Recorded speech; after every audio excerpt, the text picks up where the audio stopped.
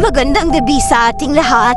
Nais ko pong ikwento ang pinamagatang pintuan sa dulo ng pasilyo. Sa isang lumang bahay sa bayan ng San Isidro, naninirahan si Aling Binda matapos itong ipamana ng kanyang tiyahin na matagal nang pumanaw. Tahimik ang lugar at walang masyadong kapitbahay. Ngunit may isang bahagi ng bahay na tila ay hindi normal. Isang pintuang laging nakasara sa dulo ng pasilyo sa ikalawang palapag. Storage room lang yan, sabi ng abogado nang kunin niya ang bahay.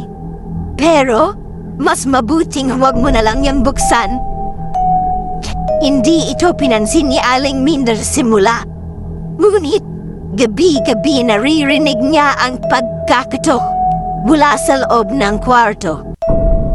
Minsan mahina lang, minsan galit na galit. Hindi rin nawawala ang malamig na hangin tuwing madadaanan niya ang pintuan. Isang gabi, napuno siya ng konsiderasyon. Bit-bit ang kandila. Nilapitan niya ang pintuan. Naninginig ang kamay niyang humawak sa siredora. Sa oras na binuksan niya ito, isang napaitim na silid ang bumungad sa kanya. Wala ni isang gamit, ngunit dama niya ang presensya kung anuman ang naroon.